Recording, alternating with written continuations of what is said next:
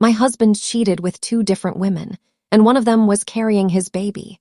So I did something that completely destroyed his perfect, good guy image forever. I 29F never thought my marriage would turn into a nightmare like this. But here I am, completely broken and just needing to vent.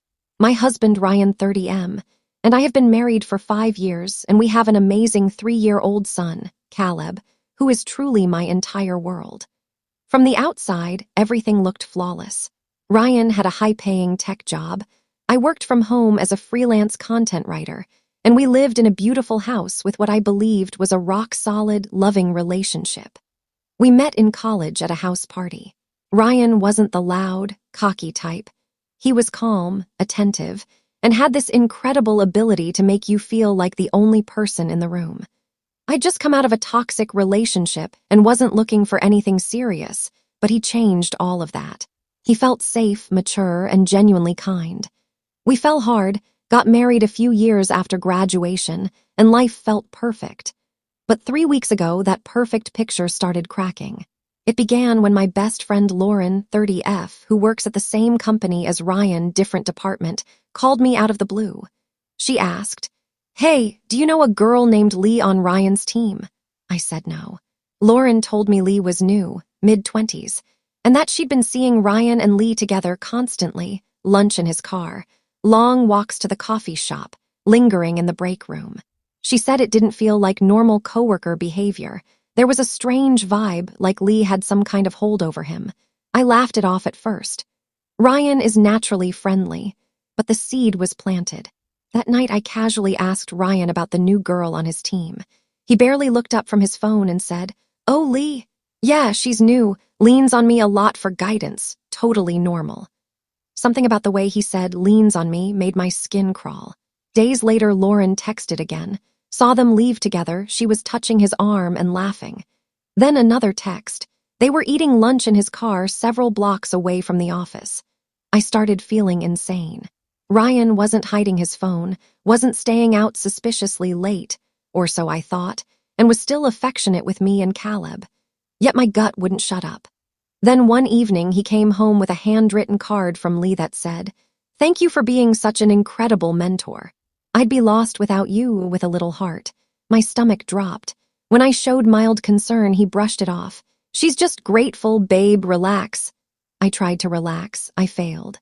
A week later, Ryan mentioned a rare, team-building work retreat 2 hours away that the whole team was attending, including Lee, of course. Alarm bells screamed.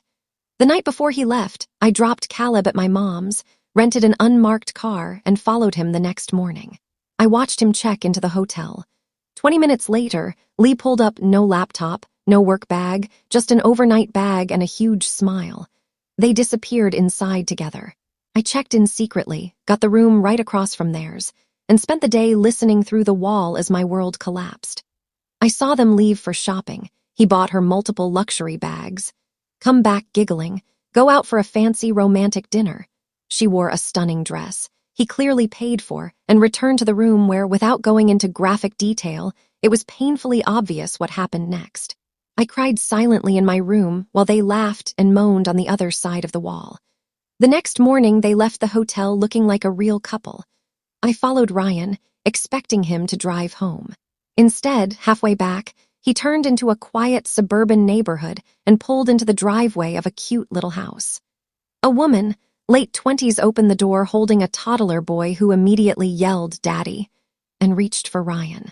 The little boy had Ryan's exact eyes, nose, and smile. Ryan kissed the woman on the lips, kissed the boy on the head, and went inside like it was his second home.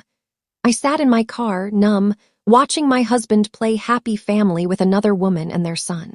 Eventually he left, and I drove home in a trance. I still didn't confront him. I needed undeniable proof. The next day, Lauren randomly mentioned overhearing Ryan talking secretly about a storage unit. That was all I needed. I tore the house apart and found the key hidden in his sock drawer. The unit contained one clean plastic bin in the back. Inside, photos of Ryan and the woman, Emily, dating back years, some before we even met, many after we were married, plus recent photos with the little boy. And then the bombshell, Ryan's handwritten journal. Page after page, he confessed everything. He never fully ended things with Emily after we got married. Emily got pregnant on purpose while we were married and kept the baby. Lee, Emily's close friend, somehow discovered the secret, blackmailed Ryan into hiring her at his company, and then demanded a physical relationship to keep quiet. He wrote about feeling trapped, guilty, terrified I'd find out, but too weak to stop. I photographed every page, took the journal and photos, locked the unit, and went home. That night when Ryan walked in, I slid the journal across the kitchen table. He went white. "Where did you?" I laid it all out calmly. "I followed you to the hotel. I saw you with Lee. I saw you kiss Emily and your son. I read every word you wrote. There's nothing left to lie about." He broke down, sobbing, begging, promising to fix it. I felt nothing. I packed bags for Caleb and myself and left for my parents' house that same night. The next morning, I called a divorce attorney. I sent Ryan's company, HR, the evidence of abuse of power and inappropriate conduct. He hired and continued employing his mistress under blackmail/duress. Both Ryan and Lee were fired within days. Ryan hasn't fought for custody. He knows he has no leg to stand on. He lost his job, his reputation. Both women, Lee apparently flipped out when she realized there was a whole second family and me. I'm now living with my parents, working a new full-time job plus freelancing, going to therapy, and focusing on giving Caleb the most stable, loving life possible. The divorce is moving forward quickly and decisively in my favor. For years, I thought I married the perfect man. Turns out he was living 3 separate lives, and I ripped the mask off all of them. I'm still healing, but for the first time in months, I can breathe. Thank you to everyone who listened to this insanely long saga. Getting it out saved my sanity. Thank you for watching my story.